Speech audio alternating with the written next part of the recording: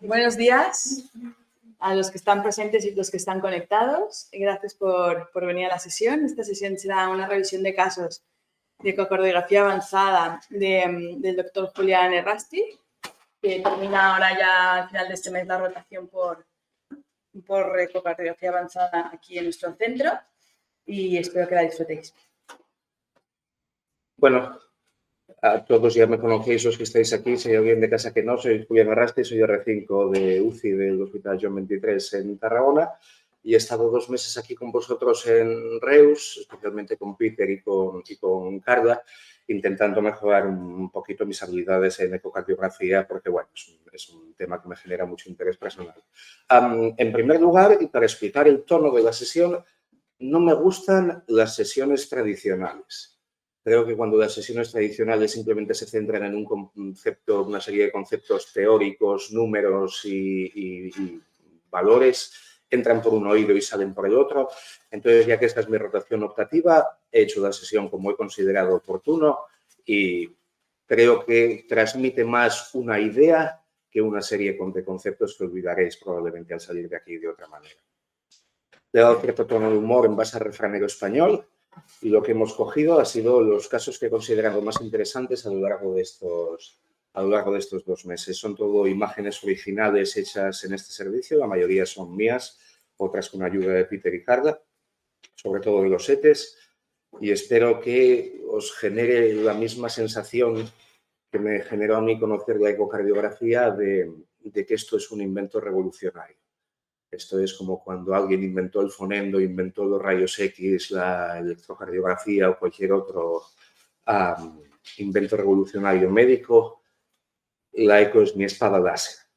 Vamos a decir, yo no podría trabajar sin eco.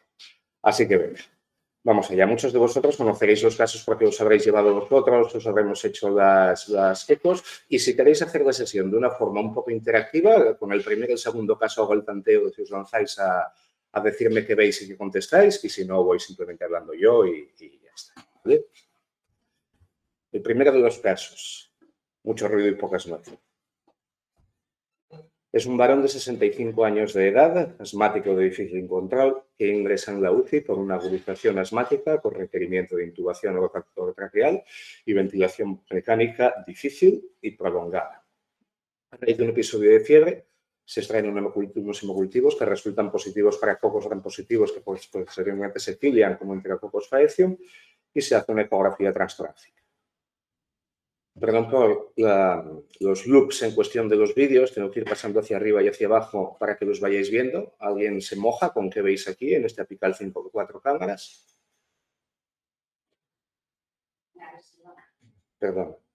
¿Perdón? Dime. Bueno, como veis en la valva anterior de la válvula mitral hay una imagen redondeada que pega con el septo interventricular que pudiera ser sugestiva de una vegetación. Este es el eje paraesternal corto y en el velo de arriba veis esa misma imagen. En lugar de ser un velo finito hay como un pellejito, una imagen ahí engrosada, con lo que en base a estos hallazgos se decide hacer una eco transesofágica.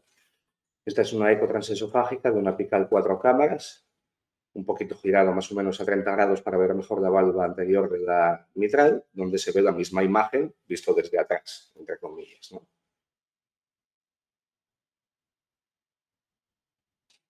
¿Qué sugieren estos hallazgos en este contexto clínico del paciente? Venga, sí. Aquí no hay error. Un beso, Tete. El diagnóstico ecocardiográfico, todo está estructurado así. Caso clínico, imágenes, diagnóstico ecocardiográfico y cómo va el paciente en cuestión. Pues se orienta como una probable vegetación infecciosa en la válvula anterior de la válvula mitral. No os he puesto las mediciones por no alargar esencialmente la eco, salvo alguna concreta, de unos 20 milímetros de diámetro máximo. No he puesto la imagen porque el que estaba grabando los Dopplers en ese momento pues, no fue muy hábil. Un beso que te ha dado el Tete. Se oye algo, pero no sé si... Bueno, Peter está haciendo de controlador, ¿no?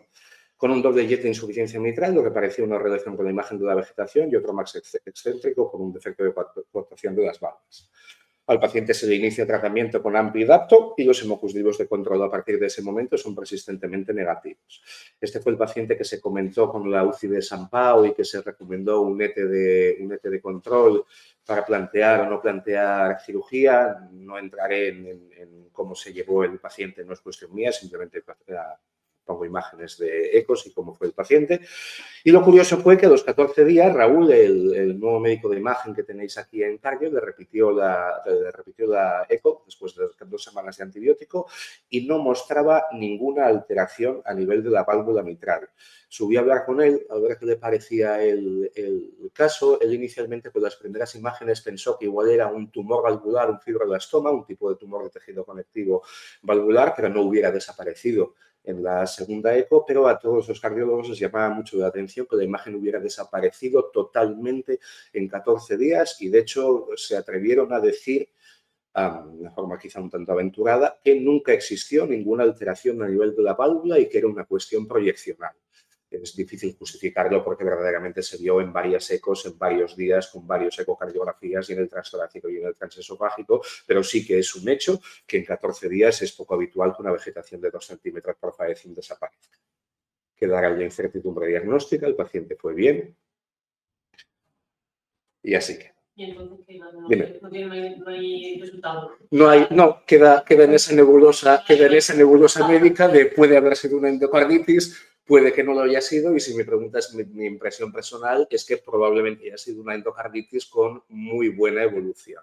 No me creo que fuera una falsa proyección porque hay varias manos implicadas y varias técnicas implicadas y evidentemente no era un tumor fantasma que desaparezca a lo largo de 2 semanas, con lo que tampoco sabremos nunca, porque no se le hizo mucho estudio de extensión, si esa vegetación desapareció y embolizó algún punto de su cuerpo y aparecerá con alguna fase esplénico en algún momento, pero es un hecho que este fue el desenlace. El caso 2, que me costó más casi encontrar los refranes que las imágenes de las ecos. Buscaba cobre y encontré oro. Esta es una eco de un chico de 43 años de edad, en principio sin antecedentes relevantes para el caso, que ingresó allá por el box 13, 14, 15, o lo conocéis, un chico venezolano, por una neumonía neumocócica grave, con un poquito de requerimiento de NORA al ingreso que se puede retirar a las pocas horas, pero llamaba la atención una importante elevación de parámetros inflamatorios y un dedímero que no decía mucho, de unos 3.500 más o menos. Este fue un chico que vi yo estando de guardia un día. Este es el apical 4 cámaras transtorácico. ¿A alguien le llama la atención alguna cosa? ¿Al oído derecho por ahí? Un ventrículo derecho que aparentemente está dilatado. Este es un paraesternal corto. Algo que llame la atención. El septo se rectifica, efectivamente, joder, veo que hay cierto nivelillo. Venga, nosotros sabemos bien. Un septo que se rectifica. Y ahora ya son imágenes un poquito más neoproyeccionistas. Este es un eje paraesternal largo del ventrículo derecho. Hace un tracto de salida y un tracto de entrada del ventrículo derecho y donde se ve es que el ventrículo derecho, que tiene habitualmente forma triangular, está muy dilatado en su eje mayor. Y como el chaval tenía muy buena ventana, este es un paraesternal corto de grandes vasos enfocado en la arteria pulmonar. Lo que veis en la parte de, a ver si os lo puedo señalar todo, en la parte de arriba es el tracto de salida del ventrículo derecho. Esta es la válvula pulmonar. Esta es la arteria pulmonar principal y con la imagen en movimiento sale la arteria pulmonar izquierda y la derecha para los 2 lados. Lo que se observa en esta imagen, que medido sale de unos 3 centímetros, es que está dilatado el tronco de la pulmonar. Con lo que con todos estos hallazgos, ¿qué os sugiere? Este de aquí es un paraesternal corto de grandes vasos centrado en la arteria pulmonar. Tenía muy buena ventana el chico, era un chico delgado y demás. Ventrículo derecho dilatado, con función aceptable y dilatación del tronco de la pulmonar, con un dedímero de 3.500. Fantástico, me encanta. Yo le pedí el angioTAC pensando en que tuviera un TEP, el señor, y lo que me encontré, bueno, esto es el diagnóstico cardiográfico, dilatación del ventrículo derecho con rectificación del tabique. El tiempo de aceleración pulmonar es básicamente un Doppler espectral pulsado a la salida de la válvula pulmonar que daba signos de hipertensión pulmonar con una dilatación del tronco de la arteria pulmonar. Le hice el TAC Y lo que hablaba el radiólogo, que el informe la verdad es que era bastante detallado para ser un informe orientado a TEP, es que había unos signos de hipertensión pulmonar de origen incierto, porque hablaba de unos engrosamientos perivasculares, peribronquiales, que no eran todo de hipertensión pulmonar aguda. El chaval se le pidió un VIH buscando causas alternativas de esta hipertensión pulmonar, incluso con lo que igual ya había parte de hipertensión pulmonar, con una dilatación de cavidades derechas y de la arteria pulmonar y una importante afectación infecciosa del pulmón derecho con un derrame pleural loculado. Se pinchó, se acabó drenando por cirugía torácica, no tenía TEP y presentó una buena evolución. Y me quedaré con la duda de si a este chico, yo probablemente si no le hubiera hecho una eco, hubiera encuadrado ese dímero de 3.500 dentro de su proceso infeccioso grave, entre comillas. No se le hubiera pedido al menos esa mañana un TAC, hubiera ido bien, no hubiera ido bien. Bueno, la eco destapó probablemente una hipertensión pulmonar crónica y un empiema. No era lo que buscaba, pero cambió radicalmente el manejo del chaval. Bueno, el chaval, de nuestra edad. El caso 3. Este me gusta el comienzo por, a ver qué opináis al final, si el fin justifica los medios de cómo se llevó este paciente. Ay, no jodas que no he puesto... Bueno, me he comido la presentación clínica, pero os la hago yo vía oral.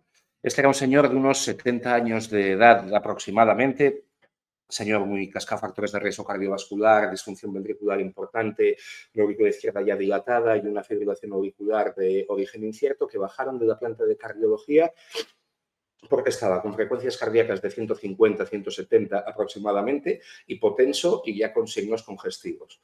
Lo bajaron a la UCI para sedarlo y hacerle una eco transesofágica antes de cardiovertir. Recuerdo, un señor taquicárdico, inestable y con signos de congestión retrógrada. Entonces, la primera imagen que os pongo es de un ETE, es un eje corto centrado en la aorta con un poco de giro para ver la orejuela izquierda, y este es un ETE de internet con una orejuela vacía, ¿vale? En principio, un paciente que se podría haber cardiovertido después del ETE. Y estas son las imágenes de nuestro paciente en cuestión. Os enseño lo que tenéis que mirar esencialmente. Esta es la aurícula izquierda, luego la pongo en movimiento. Aquí debería desplegarse una pequeña cavidad negra que sería la orejuela en cuestión, y esta es la entrada a la orejuela izquierda. Entonces, como veis, a diferencia de la imagen anterior, hay una imagen hiperecogénica. Os pongo la otra. A diferencia de la anterior, hay una imagen hiperecogénica, un poquito móvil, en otra vista centrada también en la orejuela, más bien en dos cámaras. Esta es aurícula izquierda, ventrículo izquierdo, válvula mitral y la entrada de la orejuela. Se ve esta una imagen pseudomóvil, otra proyección más. Había un poquito de entrada de la orejuela, pero se ve que hay una imagen móvil dentro, con un patrón Doppler en el que color, lo que se ve es flujo a través de esta pequeña cavidad, pero no en el resto, que es donde tendría que haberla. ¿Qué os parece esta imagen de la orejuela? Un trombo.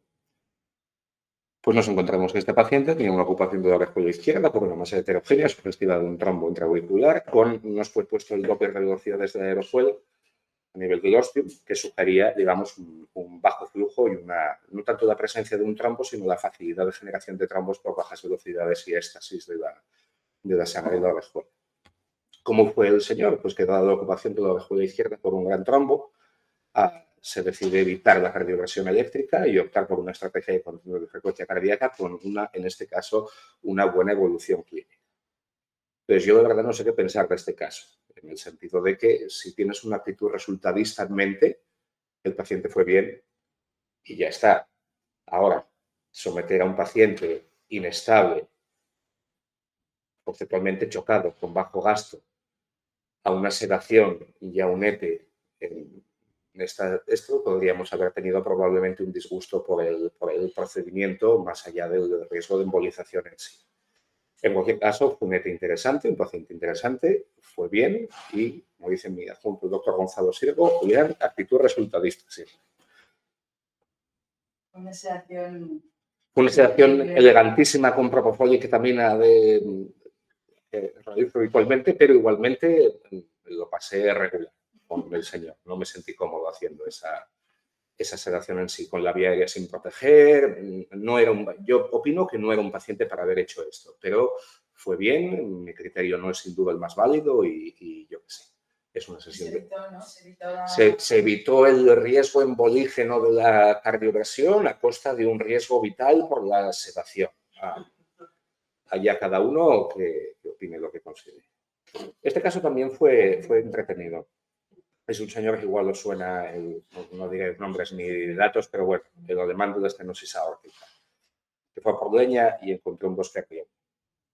Este es un señor de 74 años de edad que ingresó inicialmente en Uro por un cuadro de hematuria macroscópica llamativo y que durante las siguientes 24 horas, porque creo que esto fue en fin de semana y no se le pudo hacer mucho caso en la planta, empeora clínicamente con un dolor abdominal. Le hacen un TAC en el que se ve signos de perforación, neumoperitoneio con líquido libre, cirugía indica una intervención quirúrgica urgente, le abren la tripa y lo que ven es una perforación duodenal que suturan y colocan un parche de piplo. El paciente no va especialmente mal, ingresa intubado en la UCI con mínimo requerimiento de aminas que se retiran al poco tiempo de ingreso, pero presenta un cuadro de oliguria con empeoramiento de función renal y se solicita un ETT de cara a valoración de bulimia. Esta es una indicación que me habéis comentado mucho durante el tiempo que he estado aquí, que se puede mirar cómo está de volumen un paciente, y aprovecho para recordar que si una de las cosas agradezco del Hospital John 23 y del doctor Villavicencio, que no me está escuchando ahora que estoy hablando bien de él, es lo estricto que es con, digamos, los criterios que ha de cumplir un paciente para que los parámetros de respuesta a volumen que tú utilices en este paciente sean fiables de verdad. Con lo que te encuentras que la mayoría o muchos de nuestros pacientes que están en respiración espontánea, no están intubados, que tienen trastornos de ritmo, que tienen un drive respiratorio alto, son pacientes en los que la eco, desafortunadamente, puede aportar muy pocos datos sobre su situación de bulimia, salvo que sean unos datos absolutamente extremos, que no los solemos encontrar. Generalmente, si tienes un paciente exsanguinado, no hace falta una ecografía para diagnosticarlo, y si tienes un paciente que está congestivo hasta las cejas, con las yugulares que le dan una vuelta entera a la oreja, pues tampoco hace falta una ecografía para esto, ¿no? Pero esto no suelen ser los pacientes. Menos la vena cava superior, que es así de específica, incluso... Sí. Pero bueno, no todo el mundo tiene acceso a la ET en un paciente en espontánea para ver la bulimia. Bueno, sí que quería hacer este comentario porque, como me lo habéis comentado muchas veces, siento que no os he podido ofrecer la respuesta que habéis querido en muchas ocasiones, pero no soy yo, son ellos, ¿no? Y encontramos estas imágenes. Entonces, esta es una apical 3 cámaras del paciente. Os llama algo la atención. Hay dos cositas, una muy llamativa y otra igual menos si no la miras. Dale, más alto. Disfunción ventricular por un lado, efectivamente. Y hay una válvula aórtica que apenas se abre. ¿Vale? Tenía 4 o 5 cámaras, no era tan bueno. Este es un 5. Uy, perdón. Este es un 5 cámaras. Entonces aquí se ve la disfunción ventricular, donde básicamente solamente tira la parte inferior del septo, lo que me ha llamado la atención, y segmentos laterales basales. Uy, perdón. Y donde debería estar una válvula aórtica, lo que se ve esencialmente es un boñigo de calcio, donde es imposible distinguir valvas. La misma imagen de antes, perdón que la puse 2 veces. Este es el Doppler color del 3 cámaras, donde además se ve que de la estenosis hay probablemente una insuficiencia aórtica al menos moderada. Esa regurgitación como un mechero en rojo que veis, es regurgitación aórtica, con efectivamente una disfunción ventricular importante. Y este es el Doppler espectral continuo a través de la válvula aórtica, que lo que es importante detectar aquí son las velocidades. Hay una serie de parámetros para valorar la gravedad de una estenosis aórtica, y lo que se valora aquí es la velocidad a través de por la cual la sangre pasa a través de la válvula aórtica, y velocidades de 4 o más sugieren estenosis aórticas graves. Que es el diagnóstico cardiográfico, el pequeño comentario que os hice arriba, que desafortunadamente en un paciente como este, en ritmo de fibrilación auricular y de respiración espontánea, no se pueden valorar parámetros dinámicos de respuesta a volumen, pero lo que nos encontramos, yendo a buscar simplemente si le pasó su delito o no, fue un ventrículo izquierdo con disfunción sistólica grave del 25 al 30%, con una cinesia de 2 segmentos basales y apicales, algo mejor los medios, doble lesión aórtica, con estenosis grave y una insuficiencia aórtica moderada, y que los datos de la estenosis aórtica, que a fin de cuentas lo que miran es la velocidad con la cual la sangre pasa y la gradiente de presión que hay antes y después de la válvula en un ventrículo izquierdo que no genera la fuerza que tiene que generar, todos estos gradientes de presión son más bajos de lo que serían en un ventrículo sano. El paciente fue bien, se pudo retirar el soporte vasopresor, se extubó y se vinculó al servicio de cardiología para el manejo de la estenosis aórtica grave. Luego yo tengo una visión un poquito privilegiada del futuro de este paciente, es que estando de guardia un día de estos, después de no sé cuánto estuvo en la planta, 15 días, 3 semanas de mala evolución, finalmente después de un nuevo empeoramiento, requerimiento de Monaghan, creo que se le había complicado la tripa otra vez y los cirujanos no le querían operar, pues desafortunadamente se limitó y falleció. El caso 5, este es un refrán que va dirigido al doctor Peter Cueto, porque fue una lucha de humildad con este paciente de todo lo que tengo que estudiar, que entre comillas, al buen buscador, pocas palabras. Es un señor de 73 años que ingresó por un shock hemorrágico secundario en una sección accidental de la vena femoral y ilíaca derecha, seguro que os suena el señor, que en principio, tanto intubado por monitorización invasiva y ecocardio, tenía signos de hipovolemia. Pongo una pequeña foto de uno de los signos, digamos, más sensibles y específicos para la respuesta a volumen en el paciente intubado, que es la variación respiratoria del VTI del tracto de salida del ventrículo izquierdo, que esencialmente es el equivalente ecocardiográfico a la VPP del monitor. Necesita que el paciente esté intubado para que la fisiopatología de la interacción corazón-pulmón de la ventilación mecánica tenga razón de ser. Si no simplemente un paciente que respira, nosotros respirando aire ambiente generamos estas variaciones de flujo del tracto de salida. Pacientes disneicos aún más. Ha de estar intubado para que esto sea válido. Depende del punto de corte que utilices, serás más sensible o específico, entre un 10, 12 y un 15%. Es el cutoff. Y aquí en esta imagen, que es un subcostal del paciente, algo que os llame la atención. Es casi panota este, ¿eh? No. Tiene un poquito de derrame, pero bueno. Fijaos en esta zona que estoy marcando aquí, ¿vale? Perdón. Que es el septo interauricular.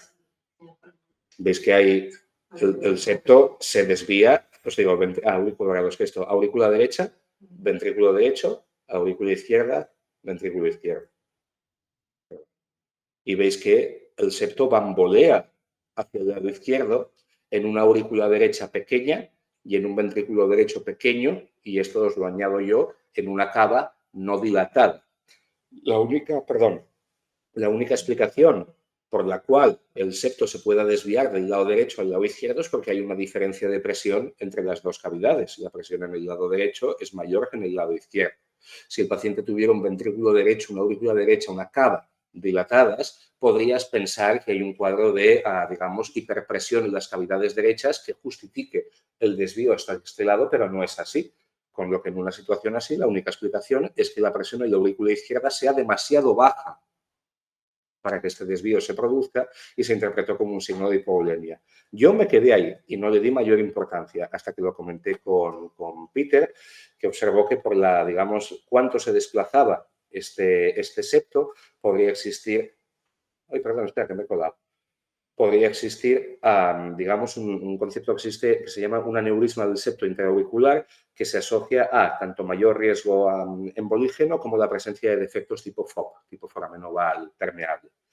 Un día que Peter estuvo de guardia, le repitió el eco transtorácico, si no cogí la mejor imagen, que está hecho con una PIP de 15 en cuestión, donde veis que no sirve bien siendo técnicos un eco transtorácico para el diagnóstico de una comunicación interauricular, pero lo que podéis ver aquí es que después de infundir suero con burbujas en el lado derecho, habitualmente en un paciente normal se quedan en la circulación pulmonar y las burbujas no pasan. Puede haber shunts extracardíacos que hagan que pasen las burbujas sin que haya comunicaciones intracardíacas en sí, y por eso es importante el hacer el ET para ver exactamente el punto de paso, contar el número de latidos, etcétera. Pero es una imagen bonita donde veis que se ponen por el lado derecho y aparecen indudablemente burbujas en el lado izquierdo. Total, lo que os comentaba en los septos de la aurícula, parece que sugiere el transtorácico que podría existir un defecto probablemente auricular. Y este es el ETE, uno de mis primeros ETEs hechos aquí en el servicio, donde esencialmente lo interesante es, aquí veis la aurícula derecha y la aurícula izquierda, con este bamboleo increíble del septo. Es totalmente anormal este movimiento, como veis. Y en las imágenes en las que se administran las burbujas, veis que en la parte inferior, más cercana, digamos, a los anillos valvulares, hay un paso de burbujas de derecha a izquierda. Estos suelen ser de derecha a izquierda por la configuración de las hojas del septo, que hacen que el despegamiento suele favorecer el zoom de derecha a izquierda, porque de izquierda a derecha las propias hojas del septo se sellan en cuestión, aunque sea en foramen oval permeable. Se diagnosticó de un aneurisma del septo interauricular de extensión mayor a 20 milímetros, con un defecto probablemente tipo FOP, de intensidad creciente y proporcional al aumento de la presión intratorácica. El paciente, al bajar la PIP, experimentó una mejoría clínica llamativa que permitió bajarle las drogas y el soporte ventilatorio de CO2 y permitió una gradual mejoría por la que se destetó pronto de la ventilación mecánica. Quedan dos solo, ¿eh? Este no es ahora todo lo que reluce, ni enfermedad. Estos últimos los añadí últimamente porque me parecieron bonitos. No es ahora todo lo que reluce, ni enfermedad coronaria heterotrombótica, todo lo que isquemia.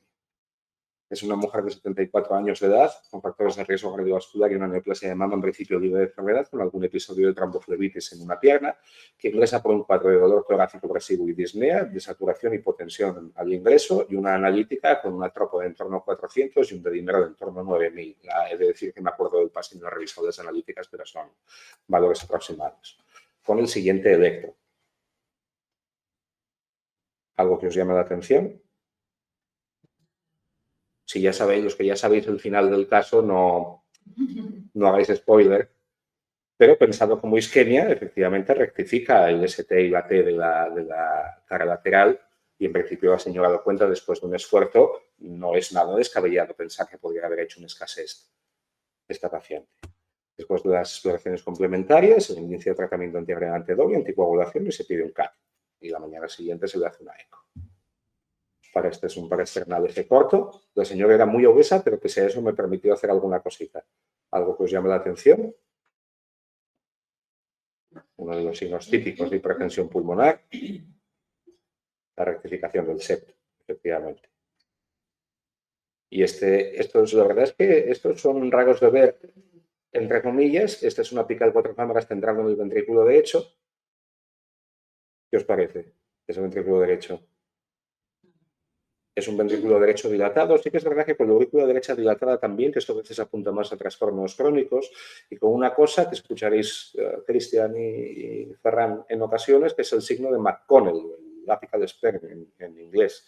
Veis que en el fondo, cuando el ventrículo derecho se isquemia por dilatación, la perfusión coronaria ocurre en diástole. Cuando la presión del ventrículo derecho diastólica es mayor que la presión coronaria, no pasa sangre por las coronarias y el ventrículo derecho, la coronaria derecha sobre todo, se isquemia. Ocurre esta disfunción ventricular derecha en la que se mantiene la contracción apical porque es irrigada por otro territorio. Y es el signo de McConnell en sí. Lo veis, ¿no? Que la punta tira como una bestia hacia abajo y la cara lateral apenas se mete. Este es un tracto de aceleración, un tiempo de aceleración pulmonar donde se ve un signo llamativo que es el notch del IVT del ventrículo derecho. Esta muesca que veis aquí se interpreta como una especie de cierre prematuro de la válvula porque la hiperpresión de la parte de atrás, de las arterias pulmonares, intenta cerrar la válvula y interrumpe un poquito el flujo. Y esta es su insuficiencia tricuspidia medida, que debe decir que aunque el gradiente sería de más o menos unos 40 y pico de sistólica más la cava, como veis tiene una base muy amplia y en estos casos la ecuación de Bernoulli, que es lo que se utiliza para calcular el gradiente de presión, tampoco es muy fiable. Tendría que ajustar este parámetro, pero bueno, por enseñar una insuficiencia tricuspidia. Total, un ventrículo izquierdo no dilatado, con buena función sistólica y sin segmentarismos, con un derecho dilatado, con disfunción sistólica, signo de McConnell y de hipertensión pulmonar probablemente aguda sobre crónica. Inevitablemente se le pide un angiotac de tórax que muestra un tromboembolismo pulmonar bilateral masivo con trombo acabalgado y repercusión sobre cavidades derechas.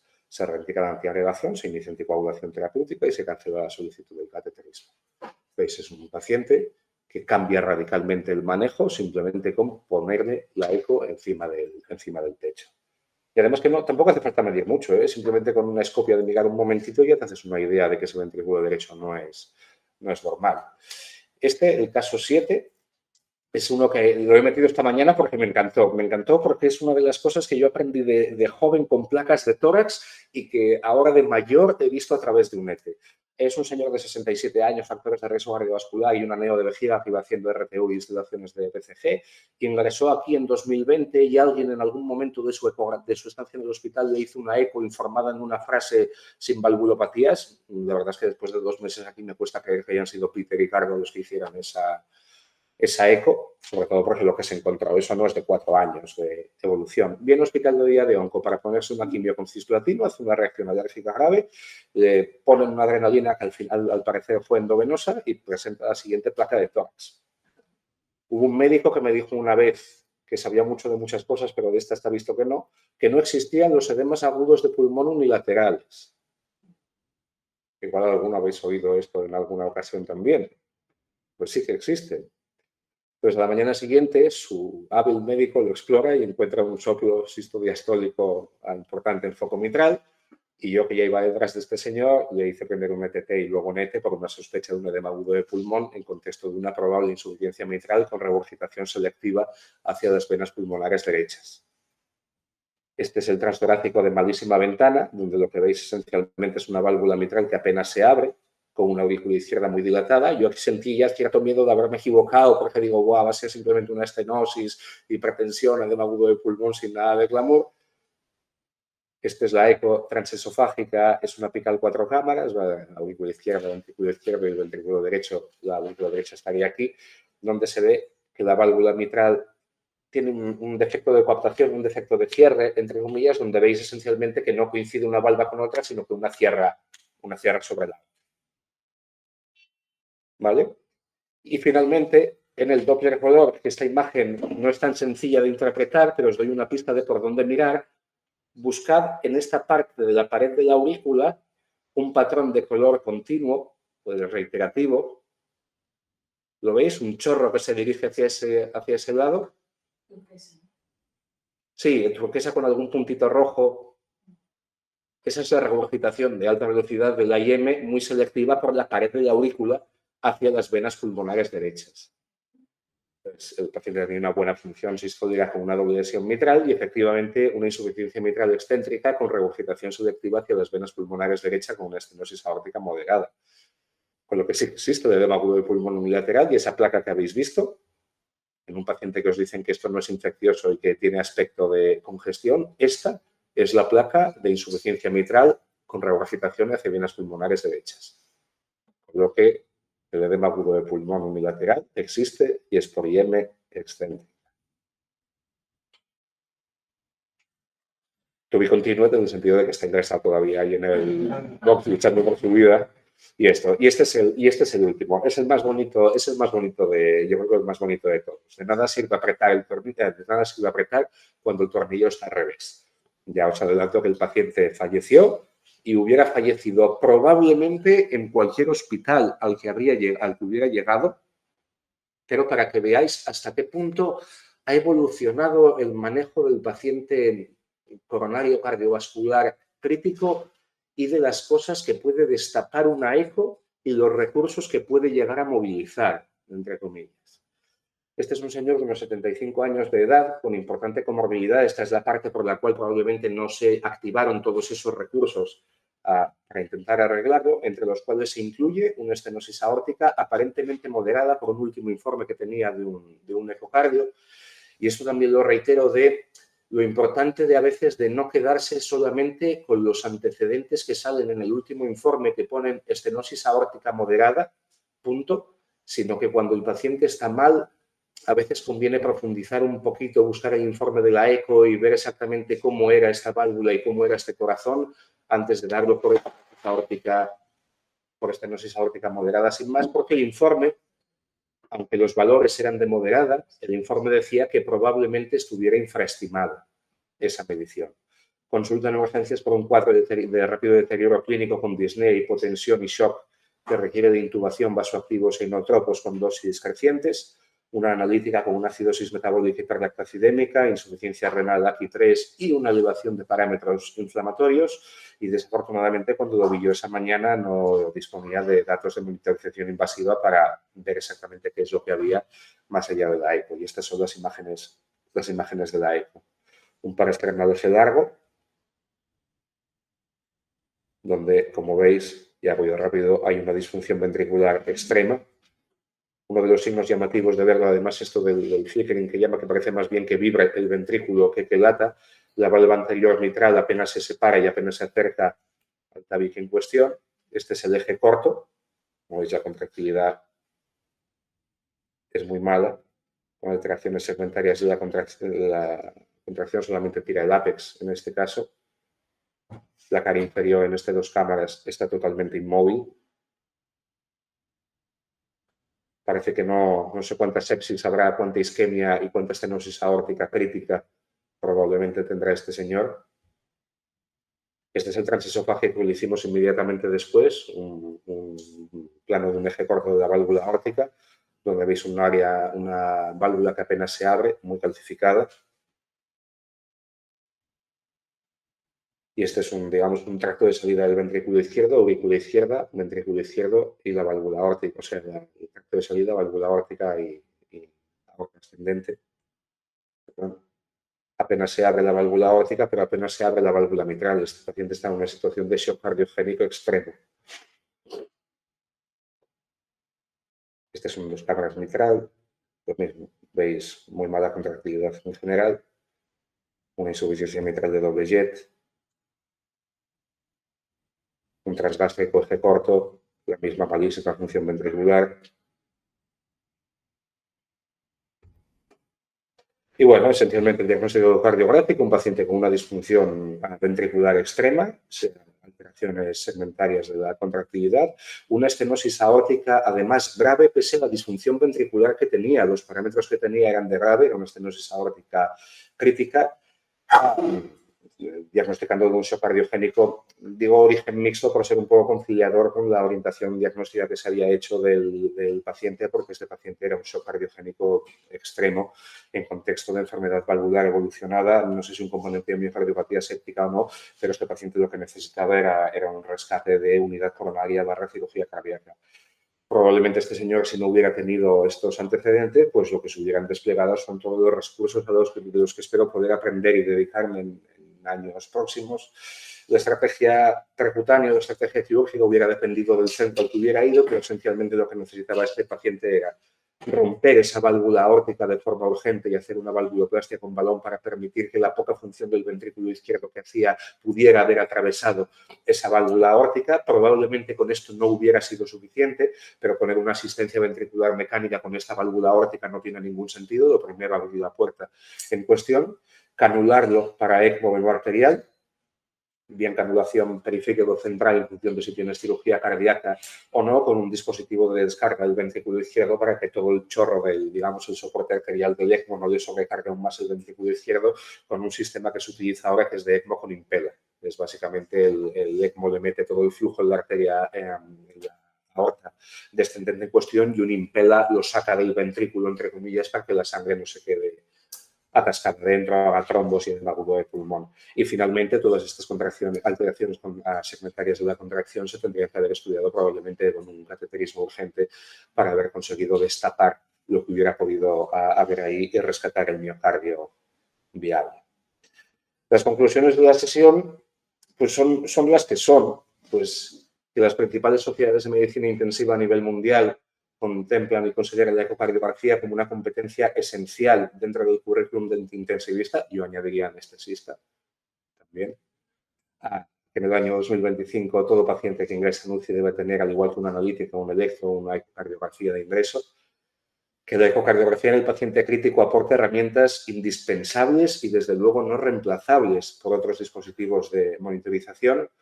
Y que lo bonito de la eco es que en ocasiones una misma presentación clínica, alteración de exploración complementaria, incluso un mismo patrón de shock en una monitorización invasiva, pueden implicar opciones de manejo diametralmente opuestas que cambian radicalmente el pronóstico del paciente, y la ecografía en este caso es luz y oscuridad. Y para terminar, pues este es el cambio que hemos hecho en la medicina, ¿no?, en los últimos 200 años, entre comillas, y que, como siempre dicen, vemos lo que buscamos y buscamos lo que conocemos.